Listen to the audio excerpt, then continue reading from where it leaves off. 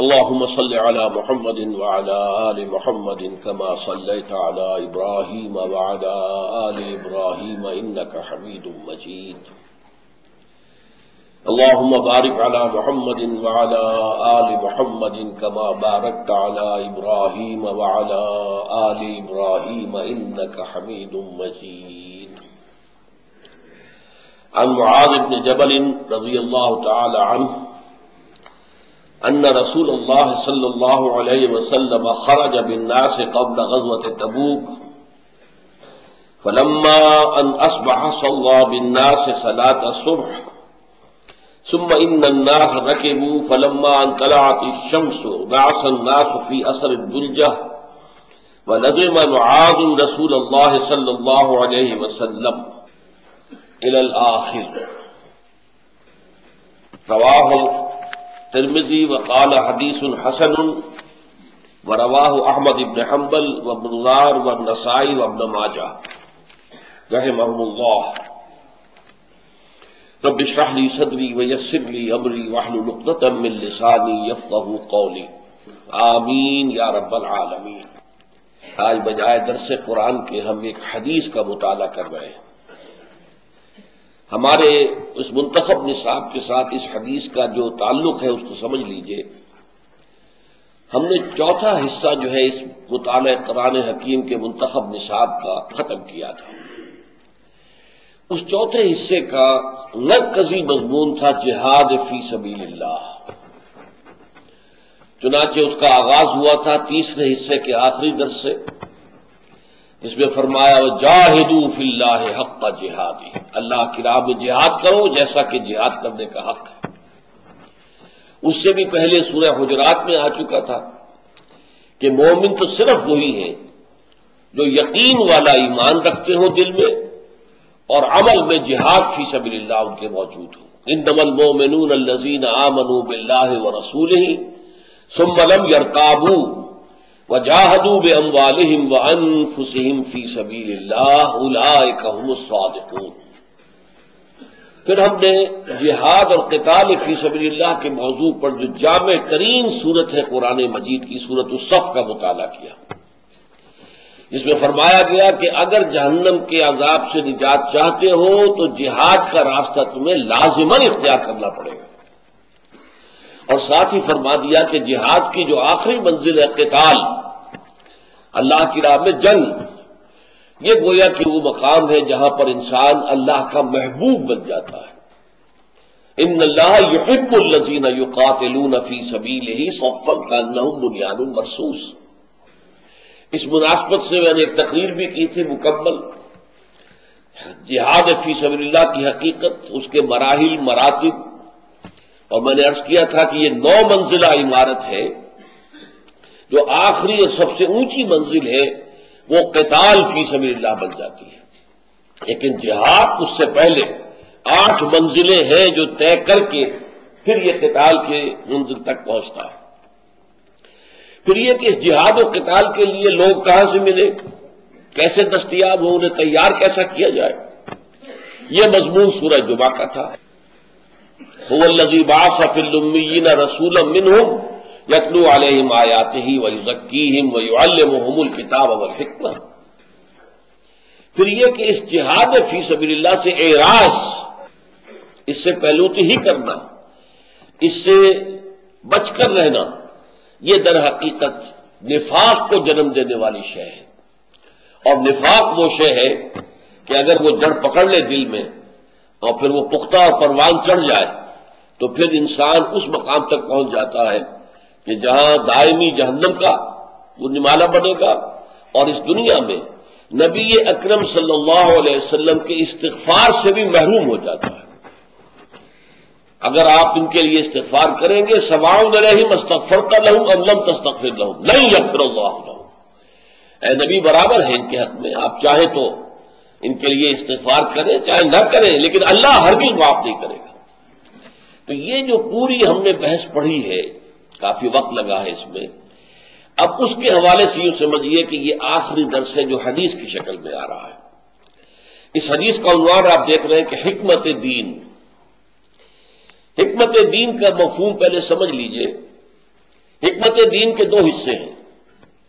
ایک حکمت ایمان، یعنی جو ہمارے عقائد جنہیں ہم کہہ دیتے ہیں، یہ در حقیقت ایک ویلٹن شواؤنگ ہے، یہ ایک ورلڈ ویو ہے، یہ ایک فلسفہ ہے. فلسفی آف ایمان، ایمان کی فلسفی کیا ہے، ایمان باللہ کے لیے کیا دلائل ہے، کیا قواعد ہیں، ایمان بالآخرہ کے لیے دلائل کیا ہے، ایمان بالرسالت کے لیے دلائل کیا ہے. تو یہ در حقیقت اسے ہم کہیں گے حکمت ایمانی. جیسے کہ مولانا روم کا ایک شعر ہے بہت پیارا، چند خانی حکمت یونانیہ، حکمت ایمانیہ را ہم بخواں. کہ تم کب تک یونانیوں کی حکمت کے اندر سرگرداں رہو گے، پڑھتے رہو گے، افلاطون کو پڑھو گے اور ارسطو کو پڑھو گے. آپ کے علم میں ہوگا یا ہونا چاہیے کہ مغرب کا پورا فلسفہ جو ہے وہ انہی دو فلسفیوں کی بنیاد پر کھڑا ہوا ہے. دو ہی سکولز آف تھاٹ ہیں، ان میں سے ہر ایک کی پھر برانچز ہو جاتی ہیں، وہ دوسری بات ہے. بیسیکلی مغربی فلسفہ جو ہے یہ آئیڈیلزم ہے، اور یہ آئیڈیلزم جو ہے یہ در حقیقت فلسفہ ہے افلاطون کا، پلیٹو کا. یا پھر ریئلزم ہے، اور ریئلزم جو فلسفہ ہے وہ اس کے شاگرد سقراط کا ہے. یہ دو بے بنیاد فلسفے ہیں، اور یہی در حقیقت پھر عالم اسلام میں جب آئے تو ایک بڑی یوں سمجھیے کہ ایک ایسی صورتحال پیدا ہو گئی جس کے لیے پھر متکلمین کو میدان میں آنا پڑا. امام غزالی جیسی شخصیت کو آنا پڑا، امام ابن تیمیہ جیسی شخصیت کو میدان میں آنا پڑا تاکہ وہ اس کا مقابلہ کر سکیں. لیکن یہ کہ لوگوں کے اندر واقعتاً ان دونوں فلسفوں کا اتنا شغف ہو گیا تھا کہ بڑے پیارے انداز میں مولانا روم نے توجہ دلائی، چند خانی حکمت یونانیہ. کب تک تم یونانیوں کے فلسفے کے اندر سرگرداں رہو گے، کب تک پڑھتے رہو گے افلاطون کو اور ارسطو کو. حکمت ایمانیہ راہم بخواں، کبھی ایمان کی حکمت کو سمجھنے کی کوشش کرو. یہ ایمان کی حکمت جو ہے یہ قرآن مجید کی مکی صورتوں میں. اچھا، حکمت دین کا ایک حصہ ہو گیا حکمت ایمان، فلسفی آف ایمان. دوسرا حصہ ہے حکمت شریعت، شریعت کی حکمت. اور اس کے بھی پھر دو حصے ہیں. ایک تو یہ کہ شریعت کے احکام کے اندر کیا وزڈم ہے، کیا مقصد ہے، کیا روح ہے، اس کو سمجھنا. ایک تو یہ ہے کہ آپ نے شریعت کا حکم جان لیا کہ نماز پڑھنا فرض ہے، نماز کے یہ اوقات ہیں، نماز کے یہ شرائط ہیں، نماز کے لیے وضو کرنا ہوگا. پھر یہ کہ نماز اس طرح ہوگی، پہلے کھڑے ہوں گے، پھر جو ہے ہاتھ باندھ کر یا ہاتھ چھوڑ کر جو بھی مسلک ہے، پھر رکوع میں جائیں گے، پھر کھڑے ہوں گے، پھر سجدے میں جائیں گے، پھر بیٹھیں گے، پھر سجدے میں جائیں گے، پھر کھڑے ہو جائیں گے، ایک رکعت اس طرح مکمل ہوگی. یہ نماز کا ڈھانچہ ہے، یہ نماز کا قانونی خاکہ ہے. لیکن نماز کی حکمت کیا ہے، اس کی روح باطنی کیا ہے، اس کا مقصد کیا ہے. اس طرح روزہ آپ نے جیسے کہ صبح صادق ہوئی اس وقت سے کھانا پینا بند کر دیا اور سورج کے غروب ہونے تک آپ نے یہ پابندی قبول کی ہے، یہ روزہ ہو گیا. یہ روزے کا ظاہر ہے.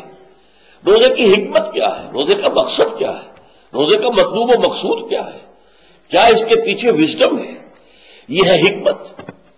تو حکمت دین کے دو حصے، پہلا حصہ حکمت ایمانی، دوسرا حصہ حکمت شریعت. حکمت شریعت کا بھی پہلا حصہ ہوا احکام جو ہے علیحدہ علیحدہ انڈیویجولی، ان میں سے ہر ایک کی حکمت کو معلوم کرنا.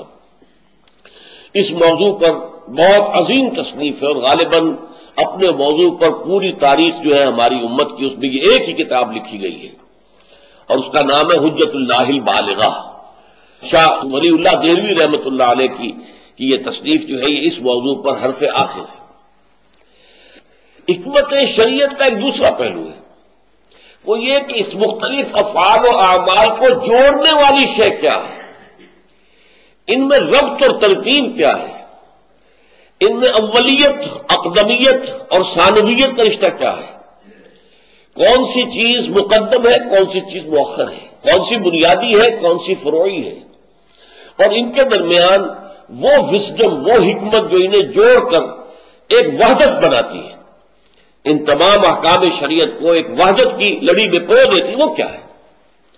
تو یہ جو آخری میں نے سلسلہ بیان کیا ہے اس کے اعتبار سے یہ حدیث حکمت دین کا ایک عظیم خزانہ ہے کہ مختلف افعال و اعمال جو ہیں شریعت کے، ان کا باہمی ربط کیا ہے، ان کا رشتہ کیا ہے، ان کا تعلق کیا ہے، ان میں ریشیو پروپورشن کیا ہے، اس میں آپس میں ان کو جوڑ کر ایک شے بنانے والی وہ کیا ہے۔ اس اعتبار سے میں عرض کر دوں کہ یہ حدیث اگر سند کے اعتبار سے بھی اتنی قوی ہوتی جتنی کہ ام السنہ حدیث جبرائیل ہے، حدیث جبرائیل ہی کے پیمانے کی یہ حدیث بھی ہے۔ حدیث جبرائیل جسے ام السنہ کہا گیا، اصل میں تفصیل میں نہیں جا سکتا، لیکن وہ سند کے اعتبار سے بہت مضبوط ہے، بہت مضبوط ہے، لہذا اس کی طرف توجہ بہت مبذول ہوئی ہے، علماء کی بھی، عوام کی بھی۔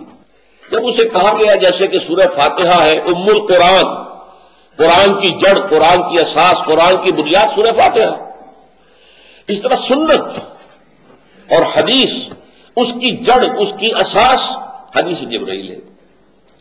بالکل اسی پائے کی یہ حدیث بھی ہے، لیکن وہ حدیث چونکہ بخاری میں بھی ہے، مسلم میں بھی ہے، بقیہ صحائف ستہ کی تمام کتابوں میں موجود ہے، تو سند کے اعتبار سے اس کا درجہ بہت بلند ہے، جبکہ یہ جو ہے نہ بخاری میں ہے نہ مسلم شریف میں ہے، اگرچہ باقی 4 کتابوں میں، مسند احمد میں بھی ہے، سنن نسائی میں بھی ہے، سنن ابن ماجہ میں بھی ہے، جامع ترمذی میں بھی ہے، لیکن بہرحال اس کے باوجود سند کے اعتبار سے اس کا پایا وہ نہیں بنتا جو حدیث جبرائیل کا ہے، اسی لیے اس کی جانب زیادہ توجہ نہیں ہوئی۔ لیکن میں یہ سمجھتا ہوں کہ آج کے دور میں فہم دین کے اعتبار سے شاید یہ حدیث جبرائیل سے بھی اہم تر حدیث ہے، اس لیے کہ حدیث جبرائیل نے ہمارے ہاں اسلام، ایمان، احسان، اس کے جو مراتب قائم کیے وہ بہت حد تک مسلمانوں کے اندر، ان کے معاشرے میں، ان کے سماج میں، ان کی تہذیب و تمدن میں وہ موجود ہیں، لیکن یہ چیزیں جو ہیں ان میں سے اکثر کا معاملہ آج آپ دیکھیں گے کہ بہت ہی نگاہوں سے اوجھل ہو گئی ہیں چیزیں۔ اب اس میں ایک خاص جو پہلو اس حدیث کا ہے وہ یہ ہے، اس حدیث کو پڑھتے ہوئے انسان خود کو بھی اسی ماحول کا حصہ سمجھنے لگتا ہے جس ماحول کو یہ حدیث بیان کر رہی ہے۔ اس کے راوی حضرت معاذ بن جبل رضی اللہ تعالی عنہ، ان کے بارے میں بھی یہ جان لیجئے کہ صحابہ کرام میں جن چند صحابہ کے لیے حضور نے افعل التفصیل کا صیغہ استعمال کیا، افعل التفصیل یہ سب سے اونچی فارم ہے ایڈجیکٹو کی، سپرلیٹو ڈگری، تو وہ الفاظ استعمال کیے حضور نے، ان ارحم امتی بے امتی ابو بکر، میری امت میں امت پر سب سے شفیق رحیم ابو بکر ہے، واشدہم فی امر اللہ عمر، اور شدید ترین اور سخت ترین اللہ کے معاملے میں عمر ہے، وہ اکثرہم حیاء عثمان، حیا میں سب سے زیادہ حضرت عثمان ہے، اقضاہم علی، صحیح قوت فیصلہ رکھنے میں سب سے اوپر حضرت علی ہے۔ اسی طرح بعض اور صحابہ کے لیے بھی الفاظ آئے ہیں، اقرأہم ابی بن کعب، میرے صحابہ میں قرآن کا سب سے بڑا عالم ابی بن کعب ہے۔ اسی طرح اس میں آیا ہے اصدقہم لہجۃ ابو ذر، وہ شخص کے جس کے ظاہر و باطن میں کوئی فرق نہیں ہے وہ ابو ذر ہے رضی اللہ تعالی عنہ۔ فرمایا عالمہم بالحلال والحرام معاذ بن جبل، اور حلال اور حرام کا علم جو ہے یعنی شریعت کا علم، کیا چیز جائز ہے کیا ناجائز ہے، کیا حلال ہے کیا حرام ہے، کیا فرض ہے کیا ممنوع ہے، یہ ساری چیزیں جو ہے شریعت کی، ان کا سب سے بڑا جاننے والا حضرت معاذ بن جبل ہے رضی اللہ تعالی عنہ، وہ اس حدیث کے راوی ہیں۔ پھر ایک بات اور نوٹ کیجئے گا، اتنے اونچے پائے کی شخصیت اعلمہم کی سند پانے والے حضور سے، وہ سوال کیا کر رہے ہیں حضور سے، وہ جب آپ کے سامنے آئے گا تو ایک دفعہ ہم پر کب کبھی طاری ہو جانی چاہیے، ہم کس غفلت کے اندر پڑے ہوئے ہیں، اور اتنے عظیم المرتبہ جو صحابہ تھے ان کو کیا فکر دامنگیر رہتی تھی۔ اس اعتبار سے یہ حدیث بہت اہم ہے۔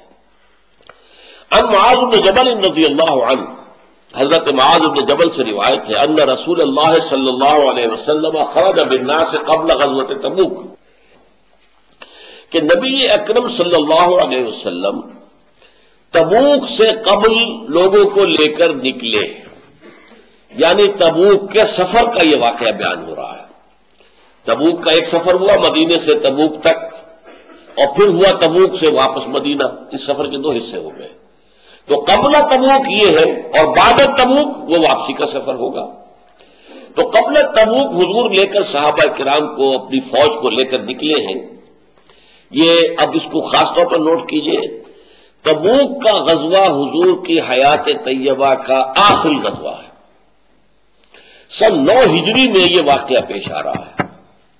تو گویا کہ اب آپ کے پاس ایک ٹائم فریم بھی ہو گیا کہ یہ کس وقت کا واقعہ ہے جو بیان کیا جا رہا ہے. ایک شخص کا معاملہ آ گیا، کون شخص ہے کہ جو سوال کر رہا ہے حضور سے، اور اس کے جواب کیا دیا حضور نے. اور یہ کون سا وقت ہے؟ یہ اسلام کا ابتدائی دور نہیں ہے، بلکہ یوں سمجھیے کہ حضور کی حیات طیبہ کے آخری ایام کا واقعہ ہے. فلما اصبح، تو جب صبح ہو گئی، صلی بالناس، تو حضور نے لوگوں کو امامت کرائی، یعنی نماز جو ہے فجر کی پڑھی، صلاۃ صبح، صبح کی نماز. ثم ان الناس رکبوا، پھر لوگ دوبارہ سوار ہو گئے اپنی سواریوں پر سفر جاری رکھنے کے لیے. یہاں نوٹ کیجئے کہ سفر جو ہوتا تھا صحرا میں وہ رات کو ہوتا تھا. اصل میں دن میں شدید تمازت دھوپ جو ہے وہ آگ برسا رہا ہو تو سفر نہیں ہو سکتا. تو سارا سفر رات کو ہوتا تھا، اور رات کو بھی پھر صبح کا وہ وقت جو ابھی ٹھنڈ ہے، ابھی دھوپ زیادہ تیز نہیں ہے، اس وقت تک بھی سفر کرتے تھے. اس حوالے سے رات بھر سفر کیا، اور صبح کا وقت فجر کا ٹائم ہو گیا تو فجر کی نماز پڑھی. پھر لوگ دوبارہ جو ہے اپنی سواریوں پر سوار ہو گئے. فلما ان طلعت الشمس نعس الناس فی اثر الدلجہ، تو جب سورج طلوع ہو گیا تو لوگ اونگنے لگے رات کی شب بیداری کے سبب سے. رات بھر جاگے تھے، سفر کیا تھا، تھکان بھی تھی، جسے ہم کہتے ہیں جو ہے بے خوابی کی کیفیت تھی، نیند نہیں ہوئی تھی. تو اب وہ یعنی اونٹنیوں پر سوار تو ہو گئے ہیں لیکن اونگ رہے ہیں. فلما ان طلعت الشمس نعس الناس فی اثر الدلجہ ولزم معاذ رسول اللہ صلی اللہ علیہ وسلم. حضرت معاذ نے اپنے آپ کو چپکا لیا رسول اللہ صلی اللہ علیہ وسلم سے. یعنی جس اونٹنی پر آپ سوار تھے وہ چل رہی ہے، اس کے ساتھ ساتھ ہی آپ اپنی اونٹنی رکھی، پوری طرح بیدار رہے، ہوشیار رہے کہ حضور کا قرب جو ہے وہ ختم نہ ہو جائے، کہیں میں بھی اونگ جاؤں اور میری اونٹنی بھی ادھر ادھر ہو جائے، میں پیچھے رہ جاؤں. نہیں، پوری طرح ہوشیار، چوکنے رہے، اور انہوں نے اپنے آپ کو حضور کے ساتھ گویا کہ نتھی کر لیا. نعس الناس فی اثر الدلجۃ ولزم معاذ رسول اللہ صلی اللہ علیہ وسلم یتلو اثرہ، کہ حضرت معاذ جو ہے آپ کے نقش قدم پر چل رہے تھے، اونٹنی کے پیچھے پیچھے پیچھے پیچھے لگ کر. والناس تفرقت بہم رکابہم علی جواد الطریق، اور بقیہ جو پورا لشکر تھا ان کو لے کر ان کی سواریاں، ان کے اونٹ، ان کی اونٹنیاں متفرق ہو گئی، منتشر ہو گئی راستے کی پوری چوڑائی میں. جواد الطریق تاکلو و تسیر، وہ جو اونٹ اور اونٹنیاں تھیں وہ کھاتے بھی تھے اور پھر چلتے بھی تھے. ایک دو منہ مار لیے پھر آگے چل پڑے، پھر آگے کوئی اور درخت نظر آ گیا تو وہاں ادھر چلے گئے. فبینما معاذ علی اثر رسول اللہ صلی اللہ علیہ وسلم، تو اسی دوران میں کہ حضرت معاذ جو ہے رضی اللہ تعالیٰ عنہ نبی اکرم صلی اللہ علیہ وسلم کے ساتھ ساتھ چپکے ہوئے چل رہے تھے. وَنَاقَتُهُ تَأْكُلُ مَرَّةً وَتَسِيرُ أُخْرَىٰ، اور حضور کی اپنی اونٹنی بھی کچھ کھاتی تھی، چلتی تھی اور چلتی تھی.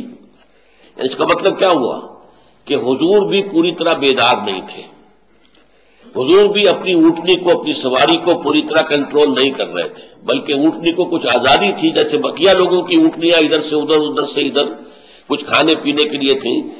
اسی طرح وہ اونٹنی چل رہی تھی، لیکن حضرت معاذ نے اپنی اونٹنی کو لگایا ہوا تھا. جدھر وہ اونٹنی جائے گی ادھر ہی حضرت معاذ بھی لے جائیں گے اپنی اونٹنی کو. اثرت ناقۃ معاذ، کہ اچانک حضرت معاذ کی جو اونٹنی تھی اس نے ٹھوکر کھائی. فقبعها بالزمام، تو حضرت معاذ نے اس کی لگام کھینچ کر اسے قابو میں کرنے کی کوشش کی. فحبت، تو اور بلک گئی. حتی نفرت منها ناقۃ رسول اللہ صلی اللہ علیہ وسلم، یہاں تک کہ چونکہ قریب تھی حضرت حضور کی اونٹنی بھی اور حضرت معاذ کی بھی، جب حضرت معاذ کی اونٹنی بلکی تو حضور کی اونٹنی بھی لگ گئی. نفرت منہا ناقۃ رسول اللہ صلی اللہ علیہ وسلم. دیکھ رہے ہیں آپ یہ تفاصیل اس واقعے کی، اور بالکل اس ماحول کی ایک کیفیت ہم محسوس کر رہے ہیں کہ نہیں. ثم ان رسول اللہ صلی اللہ علیہ وسلم کشف عنہ قناعہ. اس پر حضور نے اپنے ہودج ہوتا ہے جو اونٹ کے اوپر رکھ دیا گیا ہے اور اس میں حضور بیٹھے ہوئے ہیں، دونوں طرف پردے پڑے ہوئے ہیں، تو حضور نے اپنا پردہ اٹھا کر دیکھا. کشف عنہ قناعہ فالتفت، پھر آپ نے ادھر ادھر دیکھا، التفات فرمایا. فاذا ليس من الجيش رجل ادنى اليه من معاذ.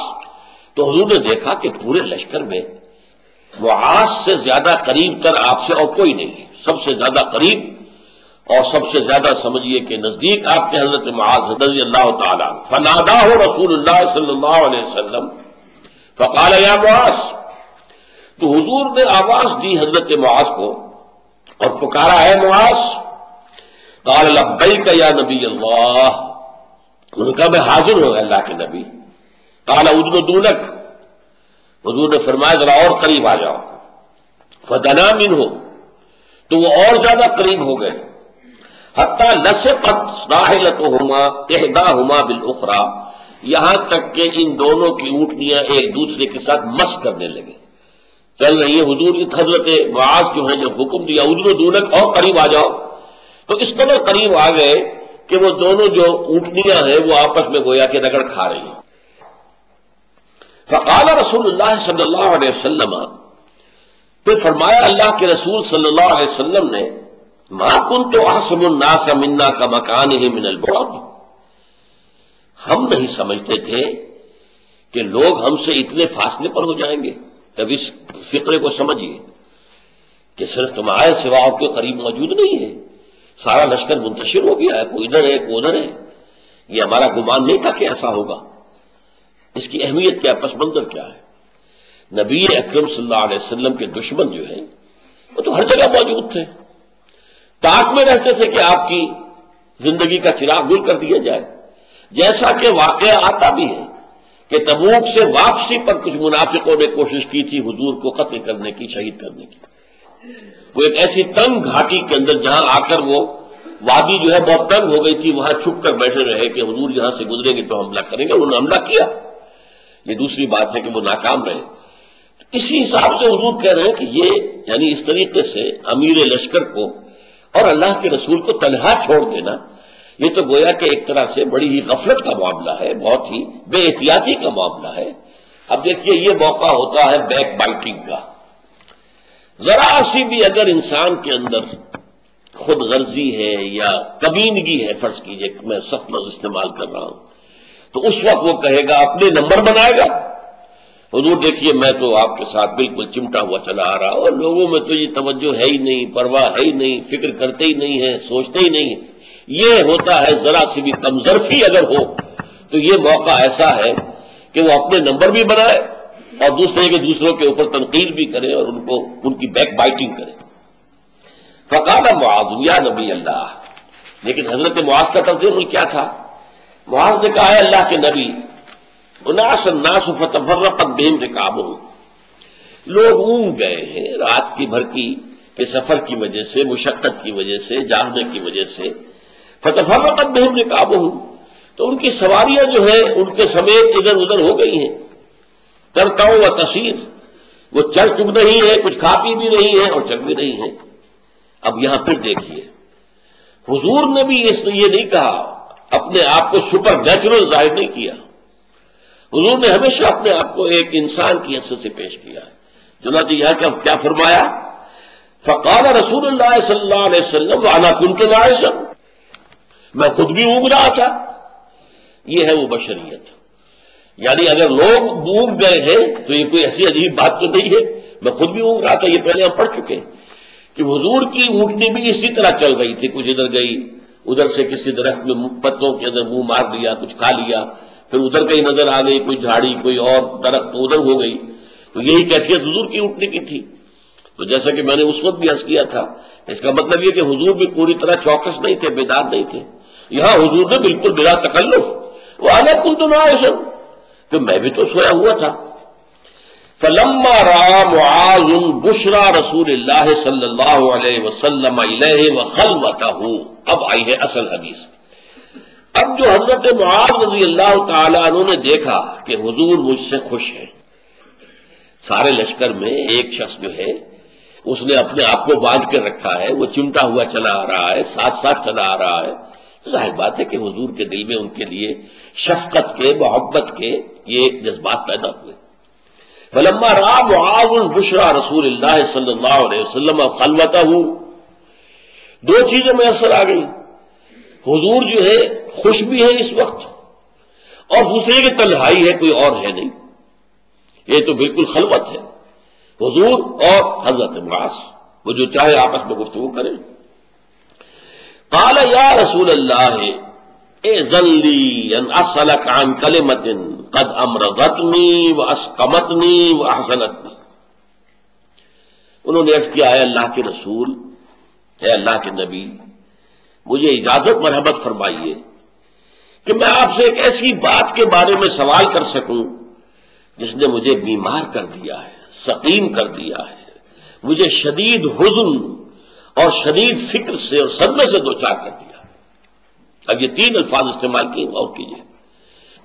فقال نبی اللہ صلی اللہ علیہ وسلم، اس پر ارشاد فرمایا اللہ کے نبی صلی اللہ علیہ وسلم نے، سلنی عما شئت، پوچھو جو پوچھنا ہے. چونکہ حضور کی کیفیت جو ہے اب اس وقت دریائے سخاوت جو ہے وہ جوش میں آیا ہوا ہے. سلنی عما شئت، پوچھو پوچھو جو پوچھنا ہو پوچھو. فقال یا نبی اللہ، تو حضرت معاذ نے عرض کیا، ہے اللہ کے نبی، حدثنی بعمل، مجھے وہ عمل بتا دیجئے یدخلنی الجنت، تو مجھے جنت میں داخل کر دے. کس کو یہ فکر لاحق ہے؟ کون مریض ہو گیا اس فکر میں؟ اور ہمیں کتنی فکر لاحق ہے؟ ہمیں آخرت کا کتنا فکر ہے، کتنی سوچ ہے؟ اور یہ کون ہے؟ عام انسان نہیں، حضور کے صحابی، صحابہ میں سے بھی ٹاپ کے ان چند صحابہ میں سے ایک کہ جن کے لیے آپ نے افعل التفضیل کے صیغے استعمال کیے.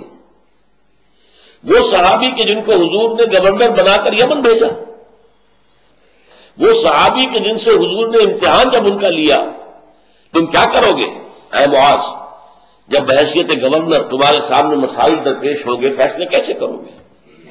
عرض کیا، میں قرآن مجید کے مطابق فیصلے کروں گا. پھر فرمایا، اچھا اگر تمہیں قرآن میں کوئی بات نہ ملے اس سے متعلق، تو عرض کیا پھر میں آپ کی حدیث کی طرف، آپ کے کوئی فیصلوں کی طرف رجوع کروں گا. فرمایا اگر میرے فیصلوں میں بھی کوئی بات تمہیں نہ ملے، کوئی نظیر نہ ملے، پھر کیا کرو گے؟ اب عرض کیا، ثم اجتہد، پھر میں اجتہاد کروں گا. یہ ہے، یہ اجتہاد کے موضوع پر یہ ہے حدیث ام سنہ. اس پر حضور نے اپنے دست مبارک سے حضرت معاذ بن جبل کے سینے پر تھپکی دی کہ اللہ کا بڑا فضل ہے کہ اس نے اللہ کے نبی، اللہ کے پیغامبر کے ایک پیغامبر کو، رسول اللہ، کیونکہ اب یہ جا رہے تھے تو حضور کے ایلچی کی حیثیت سے جا رہے تھے، ان کو جو ہے وہ دین کا فہم عطا کیا، اور اس قدر گہری بات جو ہے ان کی سمجھ میں آ گئی. اجتہاد کی ڈیفینیشن، وہ شخص ہے جو سوال کر رہا ہے کہ مجھے بتا دیجئے، حدثنی بعمل یدخلنی الجنہ لا اسألک عن شیء غیرہا، حضور مجھے تو وہ عمل بتا دیجئے جو مجھے جنت میں داخل کر دے، اور میں اس کے سوا آپ سے کچھ نہیں پوچھنا چاہتا. معلوم ہوا کہ ایک ہی دھن ہے، ایک ہی فکر ہے، ایک ہی سوچ ہے، ایک ہی فکر دامنگیر ہے. جیسے کہ حدیث میں آتا ہے، من جعل ہمومہ ہما واحدا ہم الآخرۃ، جس نے اپنے تمام پریشانیوں اور مسائل اور دنیا کے جو بھی معاملات اس کو درپیش ہیں ان سب کو ایک فکر کے اندر غرق کر دیا. اسی طرح ایک انسان اپنی دنیا کی تمام پریشانیوں کو آخرت کی پریشانی میں مدغم کر دے، آخرت کی پریشانی اتنی دامنگیر ہو جائے کہ دنیا کی کوئی پریشانی جو ہے کہ اسے پریشانی محسوس ہی نہ ہو. سب سے بڑا مسئلہ تو وہ ہے، ہمارے لیے اصل کریٹیکل ایشو تو وہ ہے. قال نبی اللہ صلی اللہ علیہ وسلم، بخن بخن لقد سالت بعظیم، لقد سالت بعظیم ثلاثا. یہ بخ جو ہے یہ ایک کلمہ ہے، میں اس سے بیان کیا کرتا ہوں بہت خوب بہت خوب. ہم بھی کرتے نا کسی کو تعریف کرتے ہوئے بہت خوب بہت خوب، آپ نے یہ بہت اچھا سوال کیا. تو بہت کا بے اور خوب کا خے، تو بخن جو ہے وہ اس معنی میں آ کر بہت ہی ہمارے لیے آسان ہو گیا اس کو یاد رکھنا. یہ بہت خوب بہت خوب. قد سالتا بعظیم، قد سالتا بعظیم، قد سالتا بعظیم. اے معاذ تم نے واقعتاً بہت بڑی بات کے بارے میں سوال کیا. اے معاذ تم نے واقعتاً بہت بڑی بات کے بارے میں سوال کیا. 3 دفعہ آپ نے دہرایا بخن بخن، لقد سالتا بعظیم، لقد سالتا بعظیم، لقد سالتا بعظیم. واقعتاً سوال کرنے کی شے یہی ہے، واقعتاً پوچھنے کی بات یہی ہے، واقعتاً فکر جس کا کہ انسان پر مسلط ہو جائے وہ یہی ہے. بخن بخن لقد سالت بشیء عظیم، لقد سالت بعظیم ثلاثا وانه لیسیر علی من اراد اللہ به الخیر. اور یقیناً یہ جنت میں داخل ہو جانا آسان ہے اس شخص کے لیے جس کے لیے اللہ تعالیٰ نے خیر کا فیصلہ کر لیا. یہ اللہ تعالیٰ ہی کی طرف سے تیسیر ہو جائے، رخ کو بدل دیا جائے، انسان کی توجہ ادھر کر دی جائے. وَإِنَّهُ لَيَسِيرٌ عَلَىٰ مَنْ أَرَادَ اللَّهُ بِهِ الْخَيْرَ فَلَمْ يُحَدِّثْهُ بِشَيْءٍ. تو حضور نے کوئی بات نہیں فرمائی حضرت معاذ سے الا قالہ 3 مرات، مگر یہ کہ ہر بات کو 3 مرتبہ دہرایا. حرصاً لِكَيْمَا يُتْقَنَهُ عَنْهُ، اس لالچ میں یا اس خواہش سے کہ وہ ان کی طرف سے پوری طرح محفوظ ہو جائے، حضرت معاذ کے ذہن میں یادداشت میں وہ چیز کھل جائے تاکہ وہاں سے یہ علم آگے پھیلے گا، معاذ کے ذریعے سے دوسرے صحابہ کرام تک جائے گا، امت تک جائے گا، آج ہم تک پہنچا ہوا ہے. لہذا حضور نے ہر حرف کو، ہر جملے کو 3 مرتبہ دہرایا. حرصاً، اس لالچ میں، اس خواہش میں، لِكَيْمَا يُتْقَنَهُ عَنْهُ، کہ وہ اسے اچھی طریقے سے اپنے دل کے اندر حضور کی طرف سے کہی ہوئی بات کو جما لے. فقال نبی اللہ صلی اللہ علیہ وسلم، پھر فرمایا حضور نے صلی اللہ علیہ وسلم. اب دیکھیے یہاں پر 2 چیزیں جداگانہ طور پر آئیں گی، ان کی حقیقت تو جان لیجئے. پہلی بات کیا فرمائی؟ تؤمن باللہ والیوم الآخر. دیکھو تمہارا یقین ہونا چاہیے اللہ پر اور یوم آخر پر. اچھا رسول کیوں نہیں کہا؟ خود تو بات کر رہے تھے نا، وہ ایمان تو گویا کہ موجود ہی تھا، سامنے موجود تھا، لہذا یہاں اللہ اور آخرت کا ذکر کیا. تؤمنوا باللہ والیوم الآخر وتقیموا الصلاۃ، اور نماز کو قائم رکھو، وتعبدوا اللہ وحدہ، اور بندگی اور پرستش اور عبادت کرو اللہ کی، تنہا اسی کی. لا تشرکوا بہ شیئا حتی تموت، اور اس کے ساتھ کسی چیز کو شریک نہ کرو یہاں تک کہ تمہیں موت آ جائے. وانت علی ذلک، اور تم اسی کیفیت میں رہو. اچھا یہ جو ایک جامع جواب دیا گیا ہے، یہ تو دین کی کل حقیقت کو سمویا گیا ہے ایک واحد جملے کے اندر. یہاں دیکھیں کہ وہ جامع الفاظ استعمال ہو رہا ہے. عبادت کا مفہوم صرف نماز روزہ نہیں ہے، نماز کا ذکر تو پہلے ہو گیا. عبادت کا مطلب پوری زندگی میں اللہ کی بندگی، اللہ کی اطاعت. یہ اطاعت اور بندگی ہم مانی الفاظ ہیں. اطاعت عربی ہے، بندگی فارسی ہے. جو شیخ سعدی کہتے ہیں مسجدوں میں یہ شعر لکھے ہوئے ہوا کرتے تھے، اب تو ذرا ذوق بدل گیا ہے، اور طرح کی مسجدیں بن رہی ہیں، اس میں کسی طرح کے آرکیٹیکچرل ٹچز ہوتے ہیں، لیکن یہ اشعار اب زینت نہیں ہوتے وہاں. ورنہ پہلے کیا ہوتا تھا؟ زندگی آمد برائے بندگی، زندگی بے بندگی شرمندگی. دیکھو یہ زندگی تو ہمیں ملی ہی بندگی کے لیے، اگر بندگی ہی ہم نہیں کرتے تو زندگی شرمندگی کا موجب ہو جائے گی. کیا حاصل ہوگا اس کا؟ اور روز محشر کے جاں گداز بود اولی پرسش نماز بود، یہ اشعار ہم بچپن میں پڑھتے رہے، ہمیں یاد ہوگا. یہ محشر کا دن جو ہوگا، قیامت کا دن، کہ جو بڑا جان گداز ہوگا، بہت سخت ہوگا، لیکن اس روز پہلی پرسش نماز کے بارے میں ہوگی. اولی پرسش نماز وہ، یہ اشعار ہوا کرتے تھے مسجدوں میں لکھے ہوئے. تو یہاں پر حقیقت میں اسی طرح شرک، لا تشرک بہ شیئا، اللہ کے ساتھ شرک نہ کرو. اب شرک بھی ایک بہت وسیع مفہوم کا ہے. شرک فی صفات ہے، شرک فی ذات ہے، شرک فی الحقوق ہے، شرک فی الاطاعت ہے، شرک فی محبت ہے.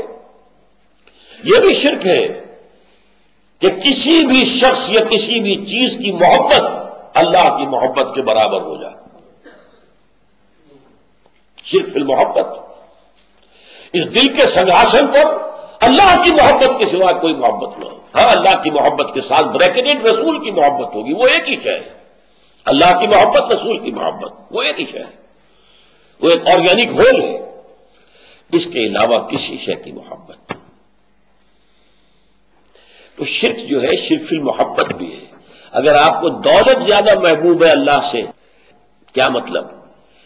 آپ کہتے ہیں پیسہ آنا چاہیے حرام سے آئے، کوئی پرواہ نہیں، تو اللہ سے زیادہ محبت ہو گئی نا دولت سے. اللہ کے حکم کو پسے پہنچا رہا اور حرام ذریعے سے کمائی کر رہا. تو یہ کہنے کو نام ان کا عبد الرحمان ہے، حقیقت میں عبد الدینار ہے. اس لیے حضور نے فرمایا کیسا عبد الدینار و عبد الدرہم، ہلاک ہو جائے دینار و درہم کا بندہ. دینار کا بندہ کون ہے؟ جس نے دینار جو ہے اور درہم جو ہے وہ زیادہ وزنی نظر آتا ہے اللہ کے احکام کے مقابلے میں. کیسا عبد الدینار و عبد الدرہم. عبد الدینار نام ہے عبد الرحمان، حقیقت میں ہے عبد الدینار. یہ ہے اصل میں شرک. اور اطاعت، شرک فی الاطاعت، کسی بھی شخص یا ادارے کی اطاعت اللہ کی اطاعت سے آزاد ہو کر لی گئی، یہ شرک فی الاطاعت ہے. اللہ کا حکم یہ ہے، حاکم کچھ اور حکم دے رہا ہے، آپ نے حاکم کے حکم کی پیروی کی، آپ نے حاکم کو اللہ کے برابر بلکہ اس سے اوپر بٹھا دیا. شرک ہے کہ نہیں؟ وَمَن لَّمْ يَحْكُم بِمَا أَنزَلَ اللَّهُ فَأُولَٰئِكَ هُمُ الْكَافِرُونَ. جو اللہ کی اتاری ہوئی شریعت کے مطابق فیصلے نہیں کرتے وہی تو کافر ہیں. اولئک هم الفاسقون، اولئک هم الظالمون، وہی تو مشرک ہیں، وہی تو نافرمان ہیں. تو یہ جو ہے جامع الفاظ جو آئے ہیں ان کو ذہن میں رکھیے کہ یہاں پر وہ اصطلاحات استعمال کی گئی ہے کہ جن میں نہایت جامعیت ہے، اس لیے کہ پورے دین کا خلاصہ اس ایک جملے میں آ رہا ہے. اگر تم جنت میں داخل ہونا چاہتے ہو تو تمہارے لیے لازم کیا ہے؟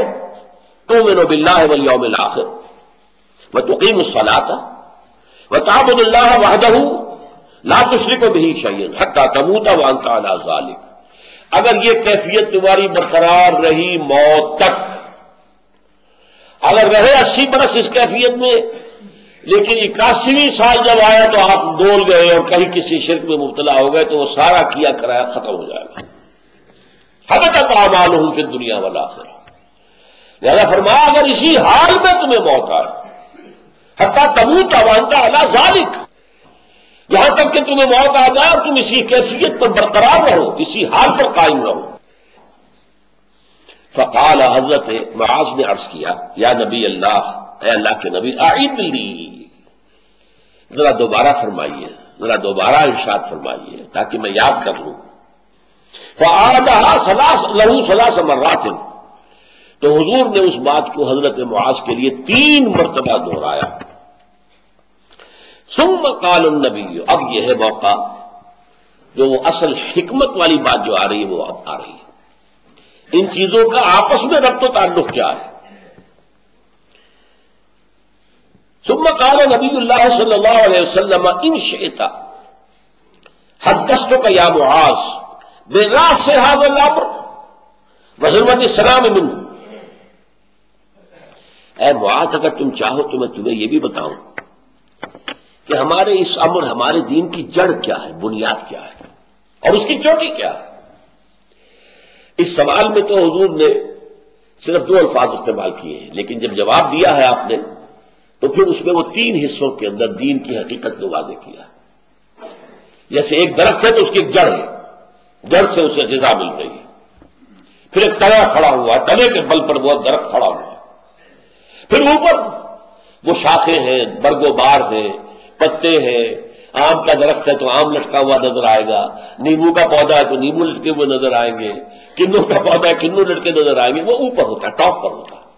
درخت ظاہر بات ہے اس کے لیے لگایا جاتا ہے نا. آم کا درخت آم کے لیے لگایا جاتا ہے، لکڑی کے لیے تو نہیں لگایا جاتا. بلکہ یہ کہ جو بھی پھل ہے، جو مطلوب ہے اس کا، جو چوٹی پر ہوتا ہے، جڑ میں تو نہ آم لگے گا نہ نیمبو لگے گا. نہ تنے کے اوپر آم لگے گا نہ نیمبو لگے گا، وہ تو لگے گا اوپر چوٹی پر۔ تو اسی کو میں کہہ رہا تھا کہ حضور کا دریائے سخاوت جوش میں آیا، یعنی انہوں نے جو سوال کیا تھا اس کا جواب تو ہو گیا تھا، تؤمن باللہ والیوم الآخر وتقیم الصلاۃ وتعبد اللہ لا تشرک بہ شیئا، بس جواب مکمل ہو گیا۔ لیکن وإن شئت حدثتک یا معاذ، اے معاذ اگر تم چاہو تو میں تمہیں یہ بھی بتاؤں کہ راز سے حاضرات ہمارے اس امر ہمارے دین کی جڑ کیا ہے، بنیاد کیا ہے، ظلمت السلام اور اس کی چوٹی کیا ہے۔ سلام کہلاتا ہے اونٹ کا کوہان، جو اس کے اونٹ کے جسم کے اندر وہ اونچائی ہے، اور پھر اس کی بھی چوٹی، کوہان کی چوٹی۔ فقال بأبي وأمي أنت يا نبي الله فحدثني، اب ان کو کیا چاہیے تھا؟ اندھا کیا چاہے؟ دو آنکھیں، بھوکا کیا چاہے؟ دو روٹیاں۔ حضرت معاذ حکمت دین کے متلاشی، جن کو فکر یہ دامنگیر ہے کسی طرح جہنم سے نجات پا کر جنت میں داخل ہو جاؤں، اب جب دریائے سخاوت حضور کا جوش میں آیا ہے کہ میں تم نے جو کچھ پوچھا تھا اس کا جواب تو میں نے دے دیا، تم چاہو تو میں تمہیں کچھ اور بھی بتاؤں، میں تمہیں بتاؤں کہ اس امر کی چوٹی کیا ہے، اس کی جڑ کیا ہے۔ یہ ہے وہ حکمت کا دوسرا حصہ جو میں نے شروع میں بیان کیا تھا۔ حکمت شریعت کے دو حصے ہو گئے۔ تو کیا کہا انہوں نے؟ بأبی انت و امی یا رسول اللہ، اے اللہ کے رسول میرے ماں باپ آپ پر قربان ہو، آپ ضرور فرمائیے، مجھے بتائیے۔ فقال نبی اللہ صلی اللہ علیہ وسلم، اس پر فرمایا اللہ کے نبی نے صلی اللہ علیہ وسلم، ان راس هذا الامر ان تشهد ان لا اله الا الله وحده لا شريك له وان محمدا عبده ورسوله۔ ہمارے اس معاملے کی جڑ کیا ہے؟ وہ تو یہ گواہی دینا ہے کہ اللہ کے سوا کوئی معبود نہیں، وہ تنہا ہے، اس کا کوئی شریک نہیں، اور یہ کہ محمد صلی اللہ علیہ وسلم اس کے بندے بھی ہے اور رسول بھی ہے۔ یہ تو جڑ ہو گئی۔ آپ جڑوں کو دیکھتے ہیں کہ درخت اگر اونچا ہوگا تو جڑ بھی نیچے پھیلتی ہے، پراپ اپ کرنا ہے نا، پورے درخت کو سنبھالنا ہے کہ ادھر کی ہوا چلی ہے تو ادھر کو جھک نہ جائے، تو ادھر جڑیں جو ہے وہ اس کو پراپ کریں گی، کھڑی رکھیں گی ادھر کی۔ تو یہ میں آپ کو بتاؤں گا کہ درخت کے یہ تین حصے، جڑیں بھی پھیلتی ہیں، زمین کے اندر گہری جاتی ہیں، جتنا بڑا اونچا درخت ہوگا اس کی جڑ اتنی گہری ہونی چاہیے، ورنہ تو وہ کھڑا نہیں رہے گا۔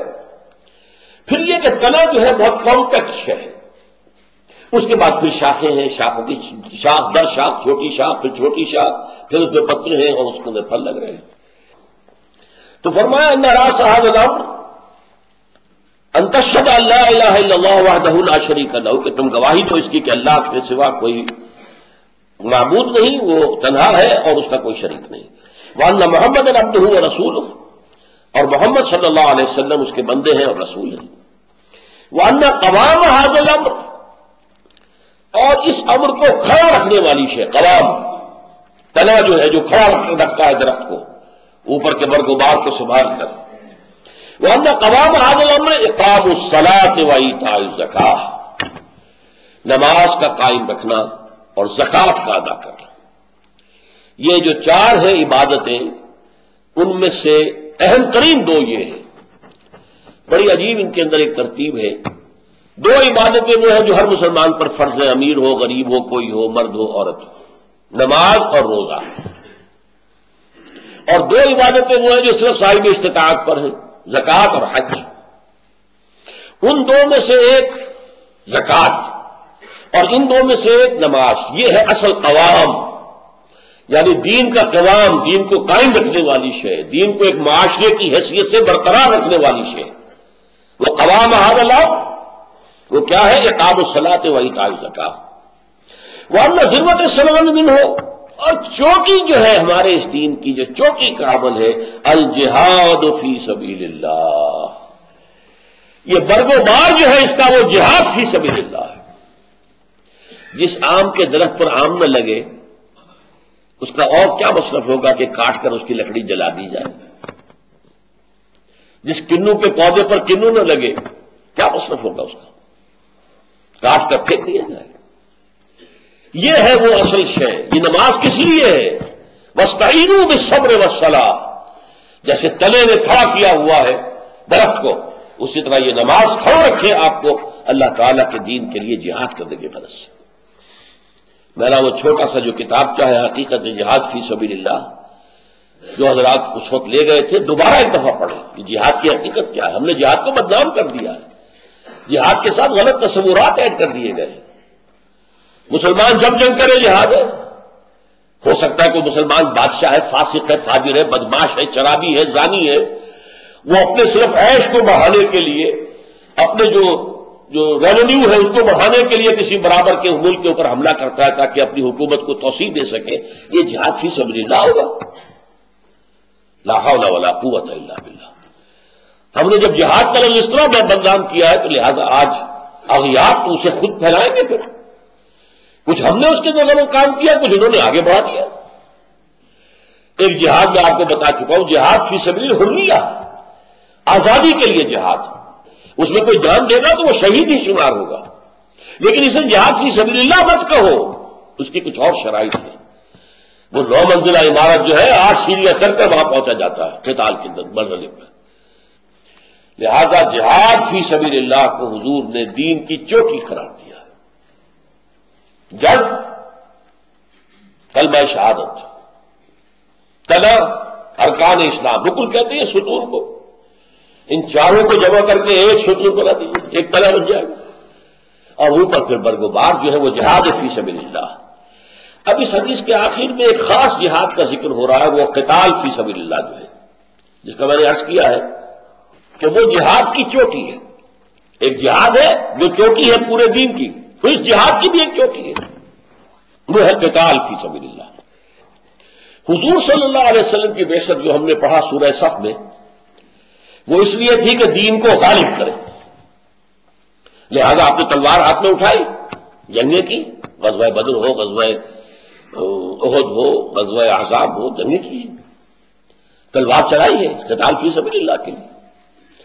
اور اس میں ایک خاص بات یہ تھی، اس کو سمجھ لیجئے، جس کا سورہ توبہ میں ذکر ہے، کیونکہ حضور خود بنی اسماعیل میں سے تھے، تو بنی اسماعیل پر گویا کہ آخری درجے میں اتمام حجت ہو گیا۔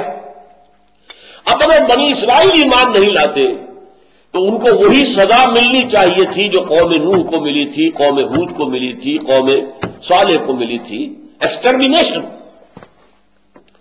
لہذا ان کے بارے میں حکم حضور کو یہ تھا، اے محمد ان کے ساتھ قتال جاری رکھو، فاقتلوہم حیث وجدتموہم، یہ سورہ توبہ کی پہلی 6 آیات یاد میں رکھیے، یہاں تک کہ وہ گواہی دے، اشہد ان لا الہ الا اللہ واشہد ان محمد رسول اللہ، نماز قائم کریں، زکوٰۃ ادا کریں۔ اگر ایسا کریں گے تو ان کی جان چھوڑ دی جائے گی۔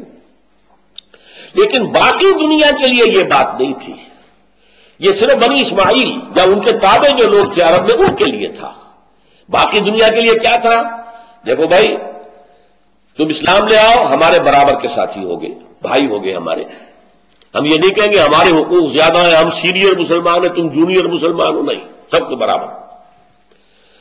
اور اگر یہ نہیں منظور، مسلمان نہیں ہوتے، تم یہودی، نصارہ، مجوسی، ہندو بن کر رہنا چاہتے رہو، لیکن تمہیں اسلام کی اطاعت کرنی پڑے گی، ریاست اسلامی ہوگی، قانون اللہ کا ہوگا، نظام اسلام کا ہوگا۔ ہاں اس کے نیچے تم یہودی رہو، سینیگاگز کو جاؤ، تم عیسائی رہو، جو چاہو، ٹرینٹی کے اندر بلیو کرو، تثلیث کو مانو، اور جاؤ اپنے چرچوں میں، اس میں ہمیں کوئی نہیں اعتراض نہیں ہوگا۔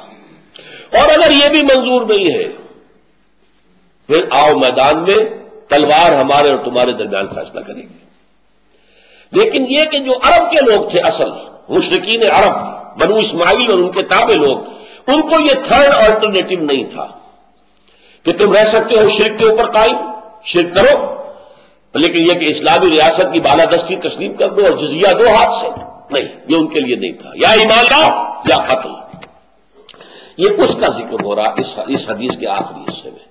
اس کو نہ سمجھنے سے بہت مغالطے ہو سکتے، اس لیے میں نے اس کا پس منظر آپ کو سنا دیا۔ وَأُمِرْتُ، فرمایا انما امرت، معاذ مجھے اس کا حکم ہوا ہے، ان اقاتل الناس، یہاں تک کہ میں قتال کرتا رہوں لوگوں سے، یا مراد ہے اہل عرب، حتی یقیموا الصلاۃ ویؤتوا الزکاۃ، یہاں تک کہ وہ نماز قائم کریں، زکوٰۃ ادا کریں، وَيَشْهَدُوا أَن لَّا إِلَٰهَ إِلَّا اللَّهُ وَحْدَهُ لَا شَرِيكَ لَهُ، اور گواہی دے کہ اللہ کے سوا کوئی معبود نہیں اور وہ اکیلا ہے، تنہا ہے اور اس کا کوئی شریک نہیں، وَأَنَّ مُحَمَّدًا عَبْدُهُ وَرَسُولُهُ، اور محمد صلی اللہ علیہ وسلم اس کے بندے اور رسول ہیں۔ فَإِذَا فَعَلُوا ذَلِكَ، جب وہ یہ تین شرطیں پوری کر دیں گے، فَقَدْ اعْتَصَمُوا، تو وہ محفوظ ہو جائیں گے، وَعَصَمُوا وَدِمَاءَهُمْ وَأَمْوَالَهُمْ إِلَّا بِحَقِّهَا، اور وہ بچا لیں گے اپنی جانوں کو بھی، اپنے خون کو بھی، اپنے مال کو بھی، لیکن سوائے اس کے کہ اس کے اوپر کوئی قانون کا حق واقع ہو جائے۔ اگر کوئی جرم کرے گا تو اس کی سزا تو ملے گی، چوری کرے گا تو ہاتھ کٹے گا، لیکن اس کے علاوہ ان کی جان و مال سے کوئی تعاوض نہیں کیا جائے گا، انہیں مسلمان تسلیم کر لیا جائے گا۔ وَحِسَابُهُمْ عَلَى اللَّهِ عَزَّ وَجَلَّ، باقی ان کا حساب کہ آیا انہوں نے دل کی سچائی کے ساتھ، صداقت کے ساتھ، خلوص کے ساتھ، اخلاص کے ساتھ کلمہ شہادت پڑھا تھا، یا یہ کہ صرف جان بچانے کے لیے پڑھا تھا، یہ میرے ذمہ نہیں ہے، اس کا حساب اللہ لے گا۔ حسابهم علی اللہ عز وجل، ان کا حساب جو ہے وہ اللہ کے ذمے ہے، جو بہت بلند و بالا ہے، بہت قوت اور اختیار والا ہے۔ یہ بات اب اچھی طرح سمجھ لیجئے کہ یہ معاملہ خاص تھا، پوری دنیا کے لیے نہیں تھا، بلکہ مشرکین عرب کے لیے تھا۔ عرب میں بھی جو نصارہ تھے، یہودی تھے، ان کو اسی سورہ توبہ کے اندر آپشن دیا گیا ہے، یؤتوا الجزیۃ عن ید وہم صاغرون، اپنے ہاتھ سے جزیہ پیش کریں اور چھوٹے بن کر رہیں، تو وہ یہودی رہے، عیسائی رہے، اسلامی مملکت میں رہ سکتے ہیں۔ لیکن یہ مشرکین عرب، یہ بنی اسماعیل اور جو ان کے تابع تھے، ان کے لیے یہ رعایت نہیں ہے، انہیں تو یا تو خود تسلیم کرنا ہے اور یا پھر یہ قتل کر دیے جائیں گے۔ اگرچہ اس کی نوبت نہیں آئی، 4 مہینے کی مہلت دی گئی تھی تو پورا عرب مسلمان ہو گیا، یا کچھ لوگ پھر عرب کو چھوڑ کر چلے گئے، ایسا ہوا ہے۔ کچھ لوگوں نے ہجرت کی ہے پھر اب، جو کہ ہجرت پہلے ہو رہی تھی حبشہ کی طرف تو مسلمانوں نے کی تھی، اور اب حبشہ ہی کی طرف جا رہے تھے یہ لوگ، ہجرت کرتے ہوئے اپنے اسلام سے بچنے کے لیے اور قتل عام سے بچنے کے لیے۔ یا ایک پوائنٹ اور نوٹ کر لیجئے، حضرت ابوبکر کے زمانے میں رضی اللہ تعالی عنہ، جب منکرین زکوٰۃ کا مسئلہ پیش ہوا، ایک تو وہ تھے مرتدین جنہوں نے جھوٹے نبیوں کو مان لیا، ان کا معاملہ تو علیحدہ تھا، ان کے خلاف کسی کو اختلاف نہیں تھا، جنگ کرنی پڑے گی، یہ مرتد ہے۔ لیکن ایک وہ تھے جو مانعین زکوٰۃ تھے، وہ یہ نہیں کہتے تھے کہ ہم زکوٰۃ مانتے نہیں، زکوٰۃ آپ کو نہیں دیں گے، ہم اپنی زکوٰۃ خود اپنے طور پر خرچ کریں گے۔ اس پر مسئلہ پیدا ہوا کہ ان سے جہاد اور قتال کیا جائے یا نہ کیا جائے۔ حضرت عمر تک کی رائے یہ تھی کہ اس میں نرمی برتیے، 2 محاذ پہلے کھلے ہوئے ہیں، حضرت اسامہ کا لشکر جو حضور نے تیار کیا تھا آپ نے اس کو بھی بھیج دیا، ثانیاً آپ نے مرتدین جو ہے جھوٹی نبوت کے پیروکاروں کے خلاف بھی جہاد شروع کر دیا۔ حال یہ ہے کہ حضور کے انتقال کی وجہ سے مسلمانوں کے حوصلے پست ہیں، مورال ڈاؤن ہے، دل زخم خوردہ ہے، وہ رنجیدہ ہے، غمگین ہے، تو آپ تیسرا محاذ نہ کھولیں، جبکہ انہوں نے نہ کسی جھوٹے نبی کو مانا، نہ شرک کا معاملہ ہے، نہ انہوں نے انکار کیا ہے کہ زکوٰۃ کو ہم مانتے ہی نہیں۔ تو اس پر حضرت ابوبکر نے جو دلیل دی تھی وہ یہ تھی کہ حضور کے قتال کے خاتمے کے لیے 3 شرطیں آئی ہیں، یہی 3 شرطیں سورہ توبہ میں بھی موجود ہیں اور یہ اس حدیث میں بھی ہے، حتیٰ یقیموا الصلاۃ ویؤتوا الزکاۃ ویشہدوا ان لا الہ الا اللہ وحدہ لا شریک لہ وان محمدا عبدہ ورسولہ۔ جب تک کہ یہ 3 شرطیں پوری نہیں کریں گے ان کا قتل عام کیا جائے گا۔ نماز قائم کریں، زکوٰۃ ادا کریں، اور گواہی دے کہ اللہ کے سوا کوئی معبود نہیں، اور یہ کہ محمد صلی اللہ علیہ وسلم اللہ کے نبی اور رسول اور بندے ہیں۔ تو یہ ہے اصل میں کم سے کم منیمم شرط جس پر کہ قتال کا معاملہ جو اہل عرب تھے ان کے معاملے میں ختم ہو سکتا تھا۔ باقی پوری دنیا کے لیے اگر وہ اپنے مذہب پر قائم رہے لیکن اسلام کی بالادستی قبول کر لے تو ٹھیک ہے، ان سے تعاون نہیں کیا جائے گا۔ زبردستی کسی کو عیسائی کو مسلمان بنانا یا یہودی کو مسلمان بنانا یا ہندو کو یا مجوسی کو مسلمان بنانا یہ جائز نہیں ہے۔ اب دیکھیے جہاد کی جو آخری منزل ہے قتال، اس کے ضمن میں ایک اور بات آپ نے فرمائی، وقال رسول اللہ صلی اللہ علیہ وسلم، اور فرمایا اللہ کے رسول نے صلی اللہ علیہ وسلم، والذی نفس محمد بیدہ، اس ذات کی قسم جس کے ہاتھ میں محمد کی جان ہے. اللہ کی قسم کھانے کی بجائے یہ الفاظ استعمال کیے. اللہ کے قبضہ قدرت میں میری جان ہے، جب چاہے کھینچ لے. والذی نفس محمد بیدہ، اس ہستی کی قسم کھا کر کہہ رہا ہوں جس کے ہاتھ میں محمد کی جان ہے صلی اللہ علیہ وسلم.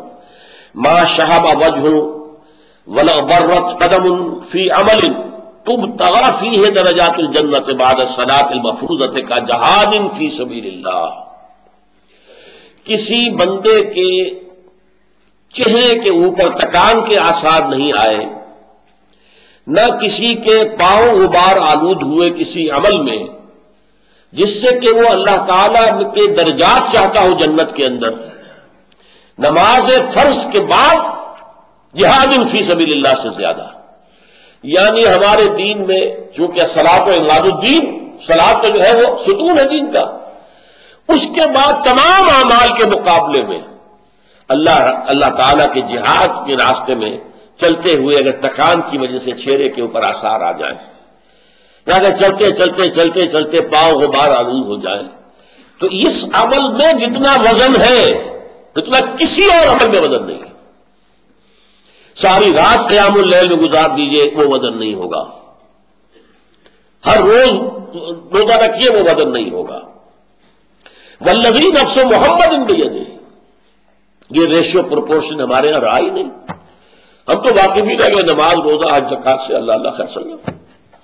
بہت 3 بار عمرہ کر لیا، 1 نہیں 2 نہیں 3 نہیں 4 کرتے جا رہے ہیں. اس جہاد کے مرتبے کو واضح کرنے کے لیے ایک دوسری مثال دے رہے ہیں. ولا ثقل میزان عبد، اور کسی بندے کے اعمال کی جو ترازو ہوگی اللہ کے ہاں اسے نہیں زیادہ بوجھل کیا جتنا کہ کدابۃ تنفق له فی سبیل اللہ اور یحمل علیہا فی سبیل اللہ، جتنا کہ وہ جانور، وہ گھوڑا یا وہ اونٹ جو اللہ کی راہ میں کام آ گیا، یا یہ کہ جس پر سوار ہو کر اس اللہ کے بندے نے جہاد کیا، قتال کیا اللہ کی راہ میں، اس سے جو اس کی نیکی کا پلڑا جتنا بھاری ہوگا کسی اور شے سے بھاری نہیں ہوگا. یعنی اپنی جان دے دینا تو بہت بڑی بات ہے. ظاہر بات ہے آپ کو معلوم ہے جنگ کے اندر تیر آ رہے ہیں تو کوئی تیر جو ہے سیدھا گھوڑے کی گردن میں جائے گا، ختم ہو جائے گا کہ نہیں. اونٹ کے نہر جس طرح کرتے ہیں وہیں گیا تیر جو ہے سیدھا اونٹ بیچارہ کہ ختم ہو جائے گا. اور یہاں تنفقوں کا لفظ وہ آ گیا. انفاق کے معنی میں نے کہا تھا کہ انفاق مال بھی ہے اور بذل نفس بھی ہے، جان دے دینا بھی ہے.